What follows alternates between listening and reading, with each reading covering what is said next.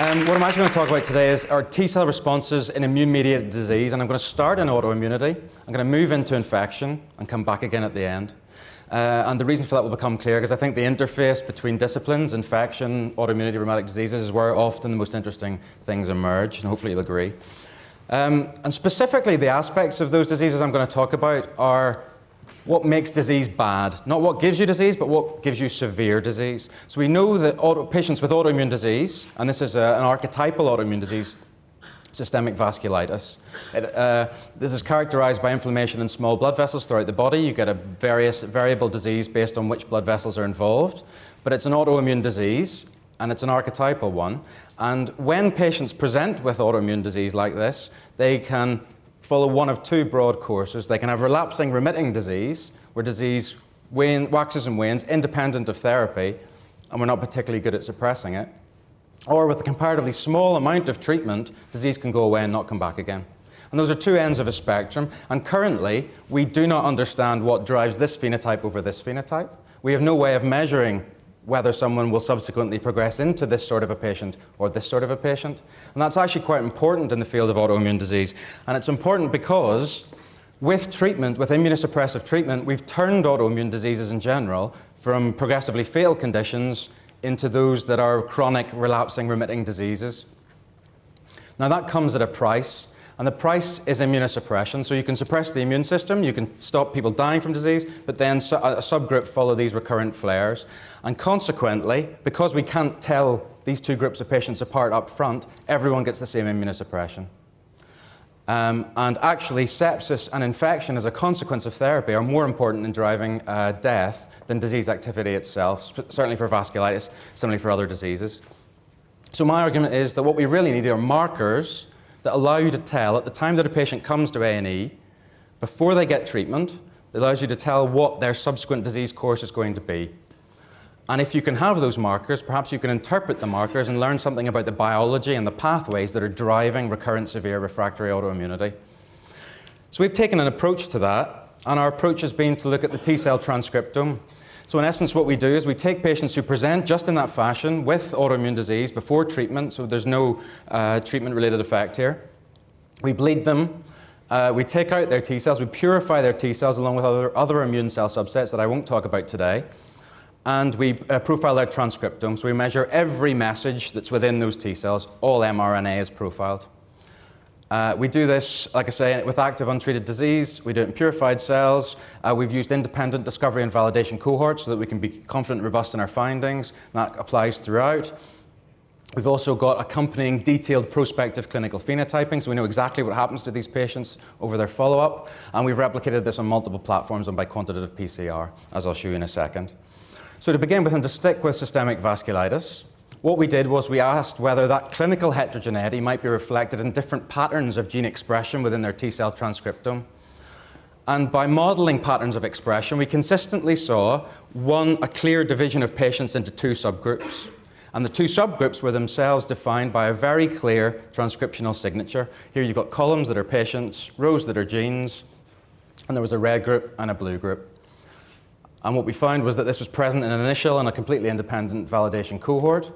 And when we looked at the clinical characteristics that correlated with these subgroups, defined purely by the T-cell transcriptome, we found that the red group showed much earlier reflare. In other words, this is time to their next flare after presentation, and this is independent of treatment. And the red group also showed multiple flares over time compared to the blue group. So based on the patterns of T-cell transcriptomics, we seem to be able to pick out, before you treat a patient, patients that will subsequently form a relapsing remitting group. And that's completely independent of markers of disease activity as well.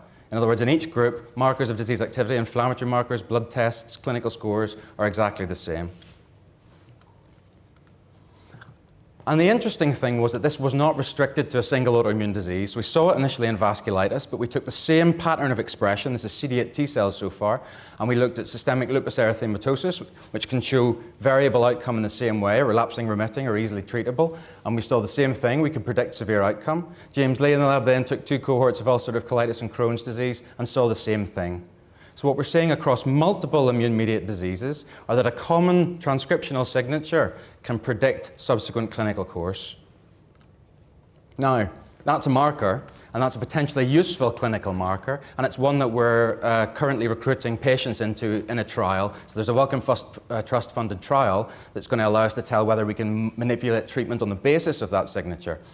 And that's all very well and all very interesting, but what you'd really like to know is what are the pathways that are driving that signature? What does it mean? What's the biology of it? So obviously this is correlation so far. What we really want is causation. So you have to be a little more intelligent about your informatics to get to mechanism of disease. And for the last 10 years, it's become clear that a huge data set, and any huge data set, has a common structure. And this has largely been through work pioneered by a Hungarian physicist, again, different specialties coming together, called Barabasi. And what's clear is that any data set, and this applies to scientific citations, interactions of actors in Hollywood, the US power grid, you name it, if it's a large data set, there's a common structure.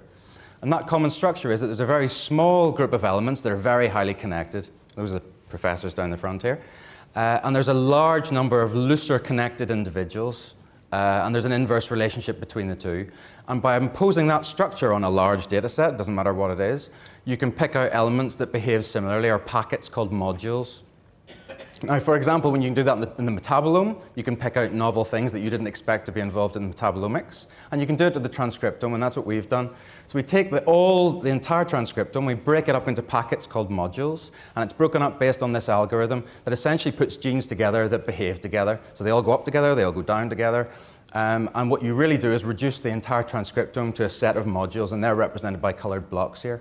Each module has a summarizing transcriptional signature. So for example, take the black one here, all these genes behave similarly, and the average signature is the red line. And the reason that's useful is that you can then take essentially a summary of the entire transcriptome and correlate it with your entire clinical phenotype, whatever you want. Who did the experiment, what day they did it, what the inflammatory markers were, what the hemoglobin was, or what outcome was. You can include all parameters within your model. So what you have here is each of those transcriptional squiggles compared to clinical parameters. And this is like a bird's eye view of the transcriptome against the phenotype. So high correlation will be dark blue, down to deep red for a high inverse correlation. And you can then pick out your relevant clinical phenotype, then look back at the module of relevance and see what genes were in there in the first place. So we applied this to the T-cell transcriptome in autoimmune disease, and again, we took as our starting point systemic vasculitis. And when you do that to CD8 T cells, and CD4 T cells concurrently, that what will jump out at you, green as a background is not particularly correlated, but there are certain things that very strongly correlate. And there are certain modular transcriptional profiles that very strongly correlate with clinical phenotype. And what you've got as a stripe in the middle here is relapse rate. So there are certain transcriptional signatures, and this is the one that I described before that we published a couple of years ago, that overlaps with a very high correlation with clinical outcomes. There are certain transcriptional patterns that can predict and associate with relapsing disease, and this is in CD8 T cells and CD4 T cells. Do the same thing in CD4 T cells, cream off the most correlated transcriptional profiles, take them out, and look at what the genes represent. And when you look at the lists in CD8 and CD4 T cells, they're completely different. There's no overlap there whatsoever. And in CD8 T cells, when you look at network modeling of the genes that are actually contained within it and ask what they mean, there's strong enrichment for signaling through the interleukin-7 receptor pathway. Now that pathway is very important in the generation of CD8 T cell memory. I'll come back to that in a second. And overlapping perfectly with that, again picked out purely from the CD4 T cell transcriptome, is a signature of co-stimulation or CD4 help. And what is known about an immune response, and it doesn't matter whether it's against flu or yourself, but particularly if you take a mouse, infect it, and if you infect it in the absence of CD4 T cells, so it has no help, it generates a lovely primary CD8 response, but it doesn't generate memory. You need that for the generation, help for the generation of a memory response. So on the basis of this, we hypothesized that what we might be seeing in autoimmunity and the patterns of transcription may be similar to what is seen during a pathogen-associated T-cell immune response. So to think about this further, we took a step back, and during an antiviral CD8 T-cell response, you will generate memory. So you get virus, you generate memory precursor cells, and these are the cells that are characterized by high expression of that interleukin-7 receptor.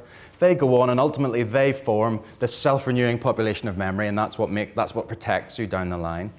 However, viruses have adapted to persist. So they stay inside the body, and where viruses persist, they block formation of this memory precursor population, and you get a very different population emerging, and that's called an exhausted T cell. And there's a very strong transcriptional difference and functional difference between an exhausted T cell and a memory T cell, and they're essentially at polar opposites of the spectrum. So there are lots of memory surface markers that characterize this population, and there are lots of inhibitory receptors that characterize this population. In particular, interleukin-7 is very different, and the PD-PDL1 pathway that I'll come back to in a second is very, very differentially expressed as well. Now, what is known about an exhausted T cell response is that if you have chronic viral infection and your T cells are exhausted, you do very badly, you don't clear the virus. And what we wondered was, would we see a similar thing in autoimmune disease, where by analogy, you have a similar T cell immune response to persistent antigen. Just now it's not foreign antigen, it's self-antigen. It's persistent self-antigen. And the thing that modulates your ability to end up here or here, most strikingly, as well as the level of antigen, is CD4 help. So what we seem to be seeing from the transcriptome was a suggestion that levels of help could offset your tendency to end up with an exhausted T cell response, and an exhausted T cell response potentially would correlate with good outcome in autoimmunity. If you're exhausted against yourself, you'll have a good prognosis. So we tested that by looking at HIV infection. We took a cohort of patients with HIV infection and looked at those who have progressive viremia and those who control the virus. And if you look at the T cell transcriptional signature, it's one of exhaustion. You compare it to the gold standard murine models, it's the same thing. So you can predict outcome in HIV by measuring this transcriptional signature. And we compare that to the signature I initially showed you in CD8 T cells from autoimmune patients, it's the same thing. They're very tightly correlated. And as a consequence, if we take a signature of T cell exhaustion and analyze it in autoimmune patients, those who are exhausted do badly in infection, but they actually do very well in autoimmune disease. And again, it's independent of the pathogenesis of the autoimmune disease. This is to do with progression and severe relapsing disease. We validated this on an independent cohort of patients as well. So that suggested that exhaustion was important, but what we wanted to do was to test that further and come up with an in vitro model. So what we did was to take primary human T cells, these are CD4, CD8 T cells, take them out of healthy blood donors, and what we wanted to test was whether we could drive T cells into different pathways using co-stimulatory signals that were suggested by our data. So we had CD4 co-stimulation module that suggested lots of help would keep you away from being exhausted. And we took some of those receptor ligand pairs and we added them to an artificial antigen presenting cell in vitro. So it's basically a bead and you can attach signals to it as and where you want. Now this is interleukin-7 receptor, which is a marker of a non-exhausted memory-like response. This is CFSE, which basically is a cytoplasmic marker that dilutes every time a cell divides. So cell division's going that way, and this is the size of your memory response, basically in vitro. And we saw that if we took signals suggested by our in vivo data, stimulated with particular co-stimulatory receptors, we could preserve the tendency to generate this IL-7 receptor high population. Otherwise, and in their absence, you ended up exhausted. And it's not restricted just to IL-7 receptor expression. Inhibitory receptors, as you might expect, show the opposite. You get high inhibitory receptor expression, this population will have low inhibitory receptor expression, high memory marker expression. And if you take these cells, rest them, re-stimulate them, they behave in a memory-like fashion. Cytokine production is consistent with an exhausted population over here. So these guys look exhausted, these guys don't. And the useful thing there is, because we're regenerating in vitro, what we think is a representative scenario to what we're seeing in vivo in autoimmune patients, we can now play with this system. And by play with it, I mean, first of all, you can take the cells that are alternatively differentiated, so co-stimulated and not. You can array them, look at their transcriptional signature, and see how that maps back onto your patient data in the first place. So we take that signature, map it back onto the data. What we find is it's strongly correlated with that signature derived in vitro is strongly correlated with outcome in lots of autoimmune diseases, confirming what we thought, which is that we are reproducing in vitro a transcriptional profile that correlates with outcome in vivo. So what you've got here are populations defined by the different surface markers. Exhaustion is in the top left corner. The robust memory-like response is the bottom right corner. And the gold standard model here is a chronic murine virus infection. So these guys have chronic exhaustion, these guys don't. And in autoimmune disease, you see the same pattern. In our in vitro setup, you see the same pattern. And the other reason being able to recreate this in vitro is particularly useful is you can start to test it with small molecule inhibitors. So we're taking this forward and analysing it with a library of compounds in collaboration with industry. But what you'd expect was, in chronic viral infection, you can wake the CD8 T cells up and clear the viral infection. What we wanted to do was to put them back to sleep and prevent autoimmune disease. And at least in vitro, what we can do is use a ligand for those inhibitory receptors and suppress formation of that memory response in vitro. In order to validate this further in other conditions, what we've done is we've taken the CD4 and the CD8 transcriptional signatures and found a surrogate marker in mixed cell populations. So the only difference here is that you're now not measuring in CD4 or CD8 T cells, you're measuring in PBMC. And the reason that's useful is it's a more tractable clinical test, but it also allows you to extrapolate into other conditions. This is the last slide. So we can technically replicate it independent on our own data in a completely independent cohort. But we can also move into lots of other diseases and show that the same pattern predicts outcome. So in chronic hepatitis C infection, the red is a surrogate marker of our robust co-stimulated response. We see that patients who clear hepatitis C virus infection after treatment show high levels of it compared to those who don't. During malaria, influenza, or yellow fever vaccination, we can predict outcome of the vaccination response by measuring this at the time of vaccination or boost. During dengue hemorrhagic fever, as opposed to uncomplicated dengue, the patients who get severe hemorrhagic fever show high levels of expression at the time that dengue hemorrhagic fever develops, as opposed to those who have uncomplicated disease. In other words, the excessive inflammatory response. And in patients who don't have it yet, but who are going to get type 1 diabetes, so these are children followed sequentially over time towards their diagnosis of diabetes, we see a progressive linear rise in expression of this marker, suggesting that you can extrapolate backwards and define the window where you want to try and stop diabetes before it starts. We also see it in pulmonary fibrosis. So in conclusion, what I've argued, and I hope you'd agree, that we can now have a marker that helps us to target therapy in autoimmune disease to patients who will get bad disease. We now understand a bit more about the pathways and mechanisms that might be driving severe autoimmune disease. We can extrapolate this and validate it across lots of different conditions. So it seems to be independent of the pathogenesis, but to do with progression of disease. And the concept of T-cell exhaustion against self-antigen is a novel conceptual framework that actually lends itself both to measurement and targeted therapy of lots of different conditions. Thanks for your attention.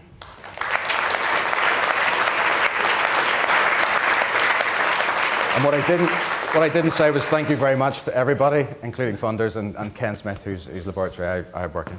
Very good, very good. Okay, open for questions, please. Yes, right at the back. A microphone will find you. Right at the very, very back. Wave your hands so that's it. I didn't tell you what the markers are because this is under review at the moment. So if you're going to ask me what the markers are, I can't tell you yet. Peter Matheson from the University of Bristol. That was a fabulous presentation. Hello, thank you very much. A comment and a question. So it's interesting that your phenotypic correlation is not with severity of disease, it's Absolutely with relapse not. rate. We see that in other cell types. And so I think if you wanted a biomarker to determine your treatment, you'd want something that also allows you to determine how severe the disease is rather than just whether it's likely to relapse in the future. That's a comment. Yeah. And then the question is, since relapses in vasculitis, certainly, and probably other autoimmune diseases are often associated with intercurrent infection, are you just seeing a sort of surrogate marker of a particular response to infection rather than anything about the autoimmune disease itself? So the comment I just mentioned that in other cell types, so myeloid cell types particularly, we do see a strong transcriptional correlation with activity, which is interesting, but not in T cells. To the second point, there's no evidence that these patients have infection. We've been quite careful because we've started in a modest cohort of about 60, 70 patients. And when they relapse, we're very careful about what we call relapse. There's no microbiological evidence of infection and they respond to immunosuppression. So I don't think we're measuring concurrent infection. In terms of other infections like EBV, CMV that have a huge transcriptional impact and phenotypic impact on the T cell compartment, there's no difference in our groups between CMV or EBV seropositivity. So to the best of our knowledge at the moment, no, it's not being driven by infection. Question at the back. Fabulous talk, Andrew Dick from Bristol. Two questions. One is comment first. The kinetics between CD8 and CD4 responses are different between infection and autoimmunity. Does that account for some of the changes, is a question. And the second question is, what is happening in the tissue of autoimmune diseases? Are you getting persistence of CD8 exhausted cells generating quasi-tertiary lymphoid tissue, and that's where you should be targeting from what you're seeing potentially as a therapeutic outcome or a therapy option? With regard to tissue, it's very difficult, and it's very difficult to get tissue. We are looking now at not transcriptional profiles, because the laser capture microdissection is very difficult, and it's difficult to maintain a valid result. But we're looking at immunohistochemistry of these patients as they get nasal biopsies or kidney biopsies or whatever. So we are looking, undoubtedly, from, if you extrapolate again from infectious models, what phenotype of T cells you see in tissue is very different than what you see systemically. And perhaps this sounds indirect, but it actually is relevant to your question, which is that if you look in cancer, the same exhausted profile is seen, but it's only seen in tissue. It's seen in tumor-infiltrated lymph node, and there appears to be a local suppressive effect on the T cell phenotype. You don't see it at all in the systemic circulation. So it very much does depend on where you look, and we're trying, insofar as we can, to look in tissue. Question on the left. Edwin Jesudason, Liverpool. Thank you for an excellent talk. Thanks. Is there anything to learn? Are there any autoimmune diseases that don't fit the pattern that you've described, or are there any inflammatory diseases that don't go the way you'd expect either? And is there something to be learned about how they may be different? Yeah, there's a lot actually. And in CD8s, we seem to be seeing a final common pathway. So for example, the CD8 profile in every autoimmune disease we've looked, where we've been able to look at the CD8 transcriptome, and those instances are not huge because people don't take out the CD8. It's been consistent. However, inflammatory bowel disease is an example. If you do the same CD8, CD4 overlap analysis, CD4s are way less important. And that additional co-stimulatory phenotype's not there. And actually, if I go back to my murine example, where you try and infect a mouse without CD4 T cells, you can get around the need for CD4 help by giving enough innate stimulation. So I suspect that there will be accessory signals coming from other compartments that we simply haven't measured yet. But we're starting to, as you probably saw from the original slide, we've got lots of cell types at lots of different time points, and there's a mountain of data that we're now starting to process here. So that's beginning to become apparent, and I'm sure there will be differences. Eoin, thank you. We're going to have to move on now. Fantastic. Thank you.